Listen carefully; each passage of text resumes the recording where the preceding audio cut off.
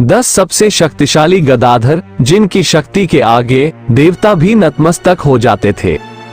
पौराणिक काल में गदाधर तो बहुत हुए थे, लेकिन एक ऐसा भी गदाधर था जिसे देखकर खुद देवता भी भयभीत हो गए थे। एक ऐसा भी गदाधर था जिसने अपने एक ही वार से हजारों राक्षसों को अंतरिक्ष में भेज दिया था। एक ऐसा भी गदाधर था जिसने रावण को भी परास्त कर दिया था। एक ऐसा भी गदाधर था जो अपने एक ही वार से धरती को तोड़ सकता था। और एक ऐसा भी गदाधर था जो क्षण भर में पूरी सृष्टि का विनाश कर सकता था। सबके पास थी एक से बढ़कर एक गधाएं, सभी के सभी बड़े ही पराक्रमी, तेजस्वी और बलवान थे, लेकिन सर्वश्रेष्ठ तो सर्वश्रेष्ठ ही होता है। क्या आप जानते हैं संसार के सबसे शक्तिशाली गदाधर कौन थे? कौन थे सर्वश्रेष्ठ गदाधर? क्या भीम सर्वश्रेष्ठ थे? नहीं। क्या बाली सर्वश्रेष्ठ थे? नहीं। क्या इंद्राज, दुर्योधन, बलराम? आप जितना भी सोच लो, अंदाजा नहीं लगा पाएंगे कि कौन थे पौराणिक काल के सर्वश्रेष्ठ गदाधर। ऐसा गदाधर आज तक नहीं कभी हुआ है और नहीं कभी होगा।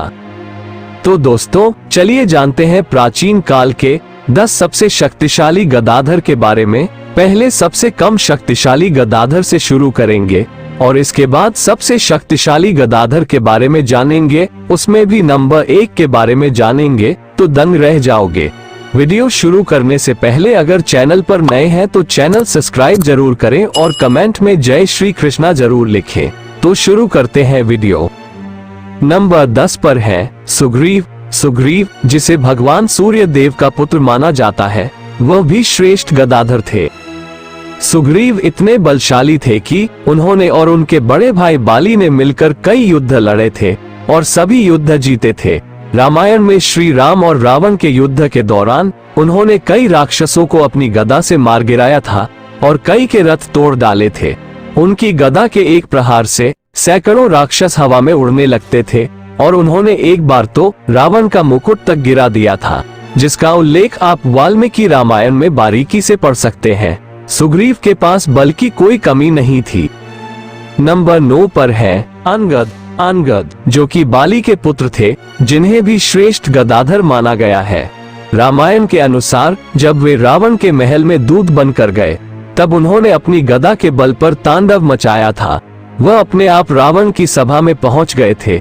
वहां उन्होंने रावण को चुनौती दी थी कि मेरा ये पैर तो हिला के दिखा दो, फिर तुम राम को मारने की बात करना। तब कोई भी उसका पैर तक नहीं हिला पाया था। तो सोचिए उसकी गदा के प्रहार में कितना बल होगा। रामायण के युद्ध में उन्होंने अपनी गदा से कई राक्षसों को मार गिराया था। नंबर 8 पर है जरासंध। जरासंध, जो कि श्री कृष्ण के मामा और कंस के ससुर थे और मगध के राजा जरासंध महाभारत काल के एक श्रेष्ठ योद्धा थे। मल्ल युद्ध और गदा युद्ध में उसके समान कोई अन्य दूसरा नहीं था। कंस की मृत्यु का बदला लेने के लिए जरासंध ने मथुरा पर कई बार चढ़ाई की। जरासंध के आक्रमणों से बलराम जैसे श्रेष्ठ गदाधारी भी यादवों को नहीं बचा पाए और अंत में श्री कृष्ण को द्वारिका में जाकर बसना पड़ा। इससे आप जरासंध की शक्ति का अनुमान लगा सकते हैं।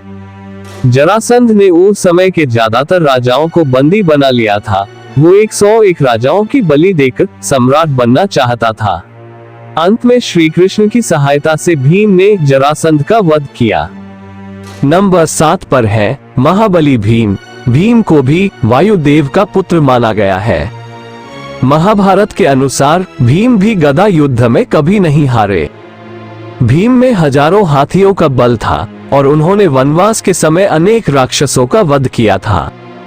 महाभारत के युद्ध में भीम ने अनेक योद्धाओं को मारा और सभी कौरव भाइयों का अंत किया। दुर्योधन गदाधर भीम का प्रतिद्वंदी था और वो भी भीम जैसा श्रेष्ठ गदाधर था। दुर्योधन को मारना भी बिना छल के नामुमकिन था। युद्ध के अंत में गांधारी के प्रताप से जब दुर्योधन का शरीर वज्र का बन गया था।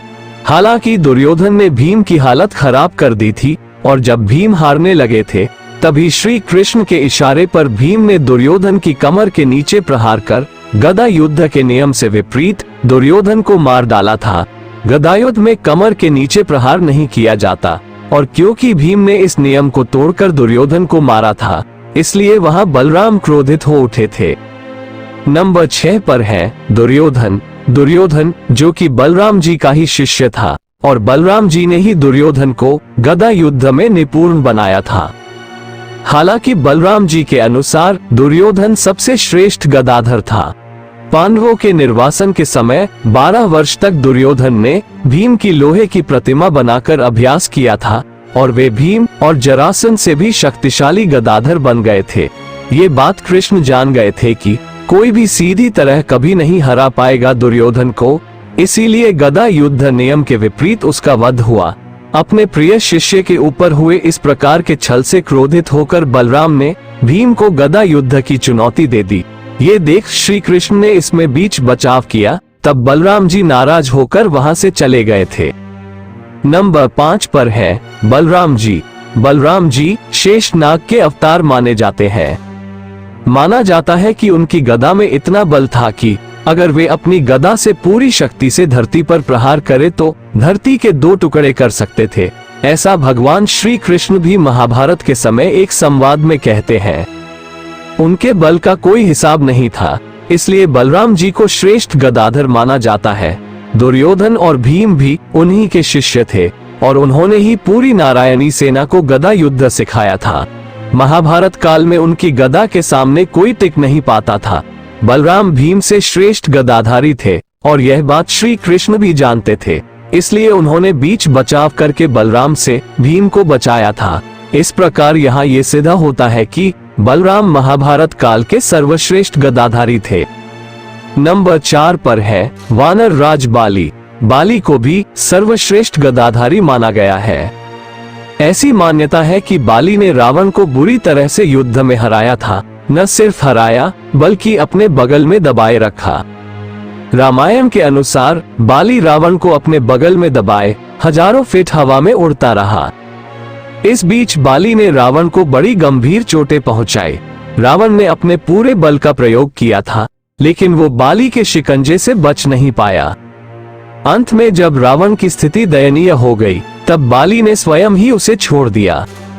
माना जाता है बाद में जब रावण को बाली की शक्ति का एहसास हुआ, तब उसने मित्रता का हाथ बढ़ाया था। वाल्मीकि रामायण के ही किष्किंधा कांड के सर्ग 8 में जब सुग्रीव और श्री राम की मित्रता हुई, तब सुग्रीव ने प्रभु श्री राम को अपने बड़े भाई बाली के बारे में बताया कि कैसे उसने एक राक्षस के साथ सालों तक लड़ाई की और कैसे उसने जबरन सुग्रीव की पत्नी का हरण कर सुग्रीव को किष्किंधा से निकाल दिया। दोस्तों, बाली गदा युद्ध में इतना माहिर था कि कोई भी गदाधारी उसके समक्ष ज्यादा देर तक टिक नहीं पाता था।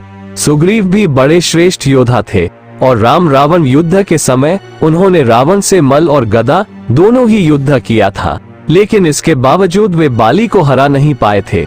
बाली को मारने के लिए सुग्रीव को श्री राम का सहारा लेना पड़ा था।